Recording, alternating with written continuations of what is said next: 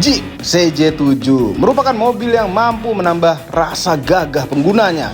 CJ7 ini kami review kembali untuk Anda yang suka dengan mobil 4x4, apalagi yang retro. Ini adalah Jeep CJ7. Halo YouTube, selamat datang di channel Motomobi. Ini adalah segmen baru dari channel Motomobi, yaitu Motomobi Retro. Melalui segmen ini kami akan mengulas mobil-mobil yang pernah ngetop di masa lalu, termasuk impresi dari penggunanya. Mohon komentar Anda, konten seperti ini apa perlu diteruskan atau tidak?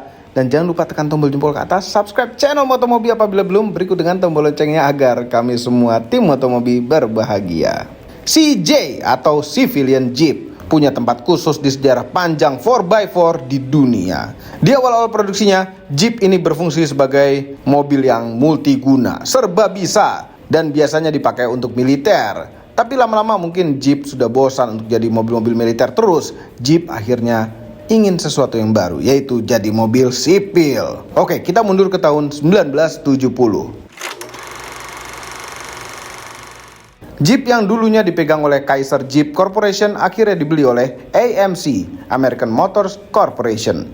Dengan niat AMC ingin mengembangkan merek Jeep untuk lebih besar lagi. Padahal uangnya AMC lagi pas-pasan pada saat itu untuk mengembangkan Jeep CJ7 sebagai penyempurna dari CJ5.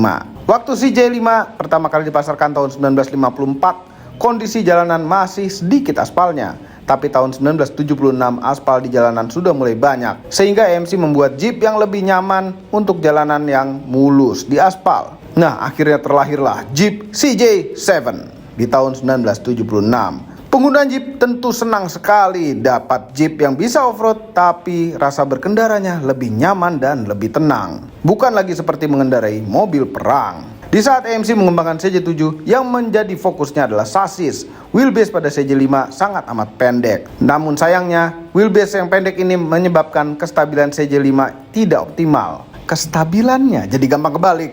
Review CJ7 ini dilanjutkan oleh Didot. Ya, dia om-om. Ya, kita panggil saja dia paman. Karena doyannya retro. Silahkan paman Didot. Halo YouTube. Selamat datang di segmen baru Motomobi, yaitu Motomobi Retro. Kali ini kita akan membahas lagi CJ7. Mungkin Anda sudah berkali-kali lihat di videonya Omobi. Ini CJ7-nya punya Omobi. Dari video beberapa tahun lalu sampai sekarang, mungkin dari Anda melihat ada perubahan-perubahan. Ya memang, tadinya warnanya nggak biru kayak gini. Atapnya juga nggak hardtop. Aslinya waktu Omobi dapat berapa tahun lalu, itu atapnya soft top, warnanya juga metalik, velgnya nggak kayak gini, velgnya masih velg besi biasa. Tapi dari tahun ke tahun, Omobi menyempurnakan, mengoptimalkan beberapa bagian dari CJ7 ini. CJ7 menjadi mobil yang ikonik, nggak cuma sebagai representasi dari brand Jeep, karena mobil ini juga banyak penggemarnya, banyak penggunanya di seluruh dunia, termasuk di Indonesia. Jeep CJ7 ini kayaknya udah ngetop dari tahun 80-an di Indonesia sampai sekarang. Bahkan bisa dikatakan CJ7 menciptakan platform untuk akhirnya hadir tipe YJ, Wrangler, kemudian generasi-generasi berikutnya. CJ7 sudah lama menjadi salah satu ikon Jeep. Tidak hanya di asal negaranya, Amerika, tapi juga banyak di negara lain. CJ7 juga menjadi fondasi kuat bagi Jeep untuk menciptakan generasi penerusnya, yaitu YJ. Jadi intinya, tanpa CJ7 maka kemungkinan besar tidak ada yang namanya Jeep Wrangler yang YJ, TJ, JK maupun JL. CJ7 merupakan Jeep yang berhasil membuktikan bahwa kendaraan off-road juga bisa dipakai sehari-hari, asal kuat ngisi bensinnya. Bicara tentang CJ7 di Indonesia, itu ada banyak banget variannya. Di Amerika sendiri, CJ7 lahir di tahun 76. Dia disempurnakan dari platform CJ5. Karena di era tahun 70-an itu, CJ7 diciptakan oleh American Motors Corporation atau AMC. Itu untuk mengakomodir konsumen yang menginginkan Jeep yang lebih nyaman untuk dipakai sehari-hari. Karena orang menganggap bahwa Jeep itu kendaraan militer, kendaraan off-road yang belum tentu nyaman dipakai untuk hari-hari. Jadi di saat AMC menciptakan CJ7, beberapa aspek kenyamanan, penyempurnaan, kelengkapan itu dipasang semua. Kita lihat dari depan dulu, karakteristik Jeep itu udah kelihatan dari depan, yaitu dengan 7 lubang grillnya. Itu pasti tuh, itu dari tahun berapa ya? Kayaknya di Jeep pertama tahun 40-an itu udah karakteristiknya adalah di depan ini. Berarti 7 slot ya, 1, 2, 3, 4, 5, 6, 7. Ini juga ada di CJ5, akhirnya tetap terus di CJ7. Untuk bagian depan sebenarnya dengan CJ5 nggak banyak berbeda. Tapi yang jelas CJ7 itu udah ada fender flare-nya. Kalau CJ5 nggak. Kenapa? Karena ada CJ7 yang sumbu pendek dan sumbu lebar. Nah, kalau CJ7 yang keren emang sumbu lebar. Di Indonesia sendiri CJ7 mulai hadir mungkin akhir tahun 70-an. Tapi mulai ngetop sejak 1980 ke sini.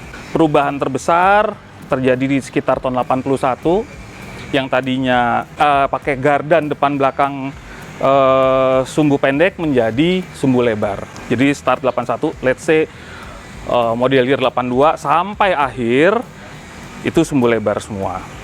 Atapnya ada 2 macam, ada yang bisa pakai soft top, ada yang pakai hard top seperti ini. Kalau yang soft top biasanya pintunya juga ikut jadi soft top juga, maksudnya bahannya sekanvas juga.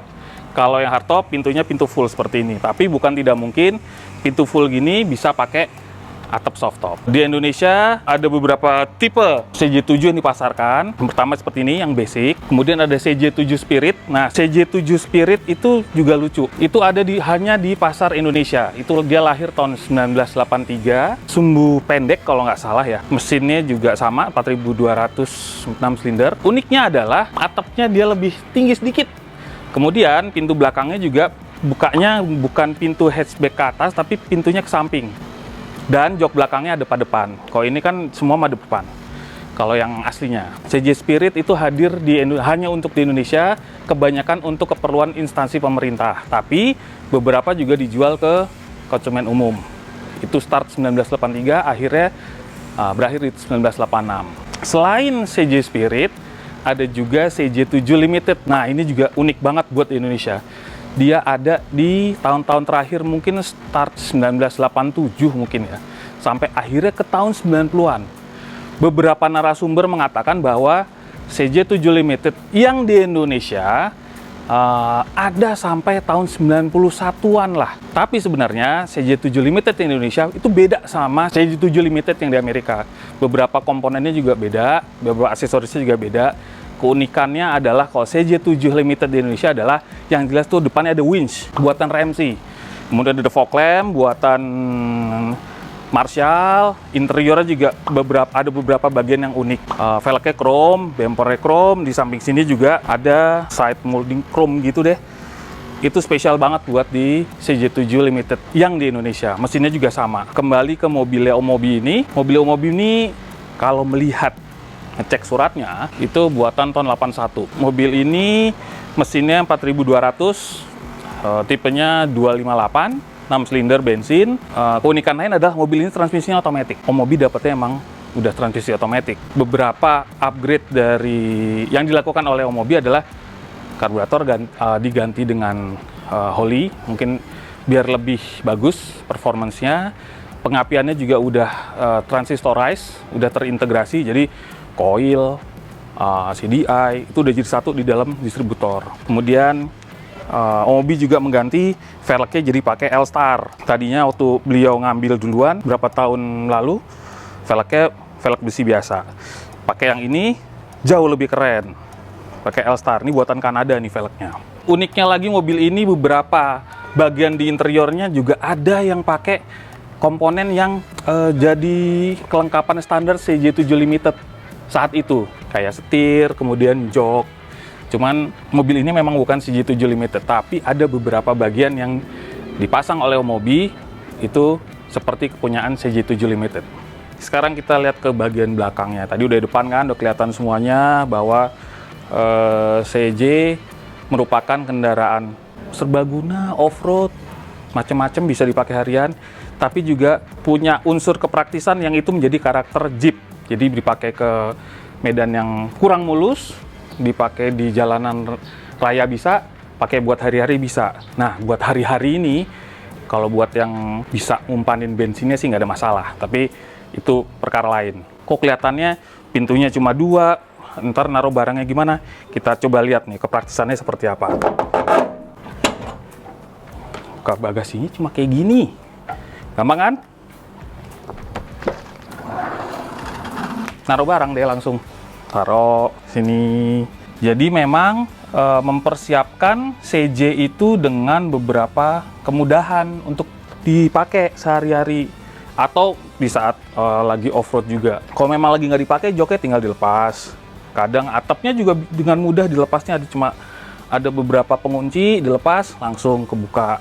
Safety-nya juga diperhitungkan oleh Jeep karena langsung ada roll bar. Memang kalau biar lebih bikin orang nggak kejedot gitu ya, kasih padding di sini. Nah, itu juga menjadi salah satu kelengkapan standarnya CJ7 Limited. Itu di roll bar-nya ada padding, jadi orang keluar masuk nggak takut kepalanya kebentur. Ini tinggal dibuka, bisa dibuka, tapi nggak usah lah. Gini aja, jadi mudah kalau mau naruh barang, naruh perkakas segala macem, jadi mudah. Jadi memang Jeep juga memperhitungkan aspek kepraktisan penggunanya gitu. Ini merupakan tipikal interior dari CJ7. Joknya jok tinggi seperti ini, high back. Kemudian ada aksen gaspernya. Ini nih pasti nih, crash pad ini ada di semua CJ7 karena Jeep generasi sebelumnya itu nggak ada crash padnya. Jadi ya bener-bener Spartan banget. Dan CJ7 punya instrumen yang jauh lebih lengkap dibanding generasi Jeep yang sebelumnya, CJ sebelumnya. Jadi ada RPM, ada jam, kemudian ada beberapa kontrol buat heater ya. Dan kayaknya ini kalau di Indonesia nggak kepake deh. Jadi memang lebih mengutamakan pasang AC. Tape-nya ini juga asli Jeep, tapi ini punyanya WJ generasi awal-awal. Jadi ya masih oke lah, masih period koreksi mungkin enggak, tapi masih pakemnya lah, punya Jeep juga. Speakernya di balik sini, yang kanan, itu yang kiri. AC-nya juga model T gini, mungkin biar lebih maksimal lah. Ini kayak punya Wrangler ya. YJ dan CJ itu masih bisa mirip-mirip, bisa tuker-tukeran komponen. Setirnya, ini setirnya kayak punya Limited deh, jahitan gini, keren sih. Nah, ini uniknya nih, transmisinya otomatis. Nah, transmisi otomatis ini biasanya kalau yang buat mesin 4200, tipenya TF999, itu torque buatannya Chrysler Torqueflite, mirip banget sama Torqueflite yang A904, 3 speed. Itu cocok banget emang buat karakter mesin 4200. Ini joknya juga ada aksen yang mirip sama juga dengan CJ7 Limited. Ini di belakang sini nih ada kayak karpet gitu. Biasanya kalau CJ7 biasa nggak ada nih, tapi si CJ7 Limited tuh ada ini. Keren juga sih, jadi Omobi ngelengkapin beberapa aksen punya CJ7 Limited di CJ7 dia ini. Kalau mau masuk ke jok belakang itu dari sebelah kiri. Kita lihat aja ya mekanismenya seperti apa. Nah, ini ada kayak tuas di sini. Ini tinggal diangkat. Masuk. Kemungkinan besar saya nggak masuk karena itu bisa membuat sesi mempermalukan saya sendiri. Kemungkinan besar nggak muat, jadi nggak usah. Buka kampesinnya CJ7 tuh mudah banget loh. Tinggal buka hook kanan kiri. Ada penyantel di sini. Buka.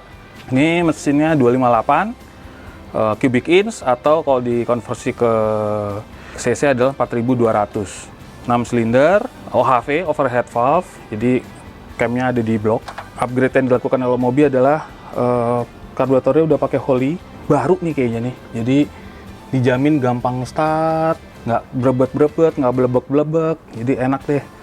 Kemudian pengapiannya juga udah di-upgrade, semuanya udah di satu distributor, jadi nggak kemana-mana lagi gitu.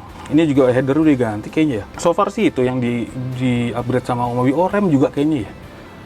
Remnya udah lebih modern kayaknya. Tapi supaya lebih nyaman sih dipakai harian ya. Seiring perjalanan produksi CJ7, mesinnya juga mengalami yang namanya weight reduction program. Itu terjadi di tahun 81. Ada beberapa bagian yang mendapat peringanan bobot, seperti valve covernya aslinya tuh besi. Kemudian di tahun-tahun berikutnya jadi pakai material plastik. Intake manifoldnya yang aslinya besi, kemudian memakai material aluminium. Sampai krek asnya atau crankshaftnya itu yang dulunya 12 bandul ininya istilahnya, counterweightnya atau bandulnya, akhirnya dibikin cuma pakai 4 bandul. Pemangkasan bobot krek as itu bisa sampai 9,1 kilo, jadi benar-benar jadi ringan bobot mesinnya, yang akhirnya adalah berpengaruh dengan handling kendaraan itu sendiri. Biasanya yang di-upgrade sama pemilik CJ7 ialah yaitu karburator, kemudian pengapian yang sudah CDI, pasang AC sih pasti, power steering udah pasti, yaitu supaya pemakaian hariannya jauh lebih enak. Rem juga banyak yang upgrade supaya lebih pakem lah. Uniknya CJ7 ialah dia sejak awal sudah pakai rem disc brake depannya. Di beberapa kompetitornya malah rem tromol depannya. Nah, kalau CJ memang sudah pakai rem cakram, jadi pengeremannya sedikit lebih baik lah, menjadi lebih baik.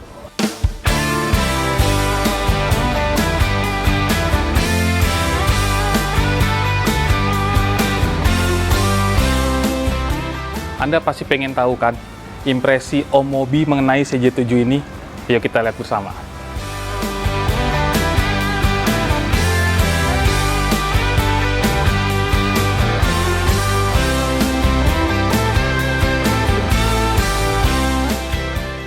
Siapa sih yang nggak mau punya CJ? Lihat nih, gantengnya seperti ini. Ya iyalah, pengen sekali punya CJ. Sebenarnya ada sejarah juga yang membawa kami punya CJ ini. Ya, waktu dulu kuliah itu kami sempat pakai Volvo 740 Turbo, terus kemudian lumayan sering ganti mobil. Nah, kemudian gantilah CJ. Karena ada waktu itu temen yang jual, kami beli CJ itu, kami pakai kuliah sehari-hari. Cuma mobil itu kebanyakan masalah tuh CJ. Jadi lebih sering berada di bengkel daripada kami pakai, ya. Masalah-masalahnya itu sebenarnya bukan masalah-masalah yang besar, tapi kami agak manja. Ada masalah sedikit langsung bengkel, masalah sedikit langsung bengkel, bocor ini dikit langsung ke bengkel. Itulah, banyak suka dukanya di CJ, tapi pernah pacaran juga sama tante Mobi naik CJ ini. CJ yang dulu itu, yang udah nggak tahu kemana. Dan orang Amerika tuh pinter bikin mobil nggak enak, tapi dicintai orang. Pinter bikin motor nggak enak, tapi dicintai orang. Harley Davidson nggak enak, tapi dicintai orang. Ketidakenakannya jadi khasnya. CJ itu sebenarnya enak, ya. Cuma yang bikin gak enak tuh adalah ya leather frame keras dan lain-lain. Karena memang Jeep zaman dulu pula gitu, pasti keras. Ini dibanding dengan Jeep YJ, dibandingkan dengan TJ, ini jauh lebih keras. Tapi ya itulah, orang Amerika pinter bikin mobil nggak enak, tapi dicintai. It's a Jeep thing we wouldn't understand.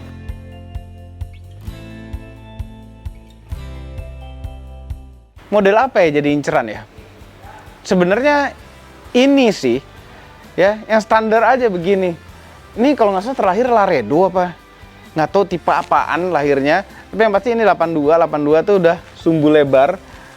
Sumbu lebar tuh artinya treknya lebih lebar dibanding dengan yang tahun 81. Dan kalau nggak salah yang tahun 81, 80 tuh bukan pintunya kayak buka pintu WC begini. Ini sudah model kayak di Wrangler, cuma kebalik. Sebenarnya pengen juga CJ8, CJ5 buat disimpan. Nah, ini udah pas. Mobil ini secara dimensi nggak terlalu besar, bahkan bisa dibilang kecil. Mungkin sama Jimny beda-beda tipis kali, nggak sekecilan Jimny. Tapi ukurannya, size-nya itu pas untuk mondar-mandir di Jakarta. Parkirnya gampang, radius putarnya nggak terlalu malu-maluin, nggak seperti Defender gitu. Terus keempukannya juga ya beda-beda tipis sama hardtop. Tapi kalau menurut kami empukan saja daripada hardtop.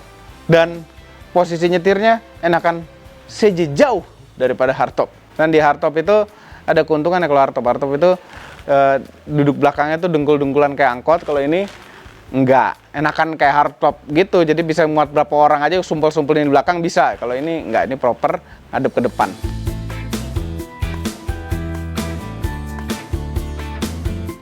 Waktu itu beli dalam kondisi setengah jadi, bisa dibilang setengah jadi ya, karena kondisi catnya agak kurang terlalu bagus, ya. Kondisi mesinnya juga ada kekurangan, ada beberapa kondisi kekurangan sehingga kami restorasi lagi. Ini cat body di rework ulang oleh wet gloss, ya, dicat ulang, sempurna sekali ya pengerjaan bodinya. Terus beberapa bagian-bagian teknis itu sempat dikerjain sama Om Turbo mesinnya, internal mesinnya, terus akhir-akhir ini dikerjain lagi sama Galeri XJ, bantuin juga ngerjain beberapa yang minor-minor. Tapi yang namanya ngebangun mobil tidak akan sempurna, pasti ada aja yang kurang. Ini juga dihitung ada 4 item yang kurang. Speedometer tahu-tahu mati, engkolan tahu-tahu copot, handbeltnya bunyi, terus itulah ada beberapa hal yang mesti diperbaiki. Oh iya, hazardnya nggak kedip-kedip, nyala doang.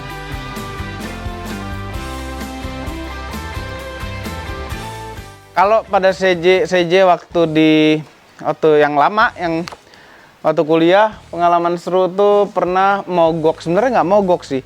Tahu-tahu ada suara kenceng di ruang mesin lagi di tol. Kami berhenti di dekat pintu tol Kebon Jeruk.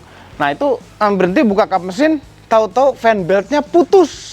Makanya rusuh Pak. Entah kenapa ada montir nongkrong di dekat pintu tol itu. Ngapain ada montir nongkrong situ coba? Terus dibantuin terus nyebut harga. Ya dia nyari duit sih. Cuma ya sudah, semua orang juga nyari duit.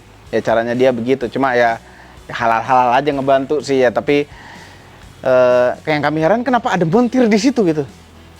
Panas-panas dia ngerjain, kita juga nggak bisa ngadem di mobil kan. Udah panas-panas di situ. Akhirnya dia beli fan belt dan dipasang. Dah kena mahal. Dia pasang harga mahal. Tapi ya nggak apa-apa. Yang penting bisa jalan lagi. Yang pengalaman yang luar biasanya di situ adalah ada keselnya, ada capeknya, ada kepanasannya, dan itu bulan puasa. Itu cobaan puasa hari itu lumayan.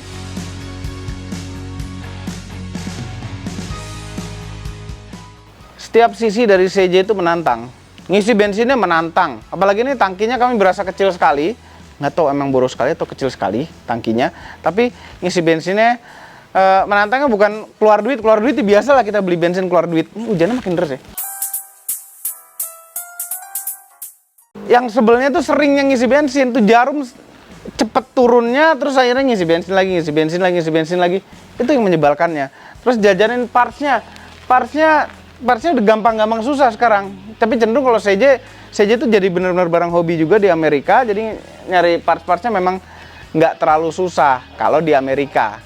Ya, hujannya udah mulai kenceng terasa ya, kelihatan ya. Nah, ini berkah loh hujan itu.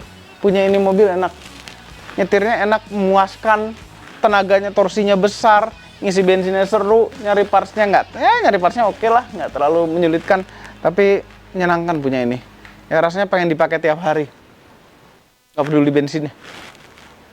It's a Jeep thing, wouldn't understand.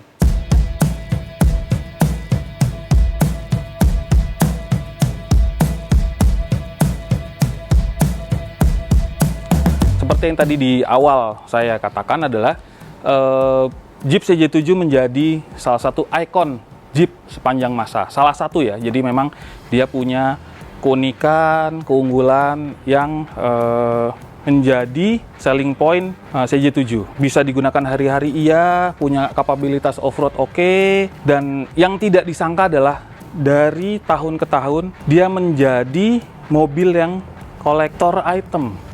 Jadi punya nilai investasi yang cukup baik. Bahkan sekarang CJ7 dalam kondisi yang ya oke seperti ini, nggak macem-macem, harganya udah jauh melebihi dari nilai di saat mobil ini pertama kali diluncurkan. Mungkin kalau udah bagus kayak gini, CJ7 kondisi kayak gini, kayaknya nggak mungkin main tanah lagi. Jadi udah buat pajangan garasi, buat nongkrong.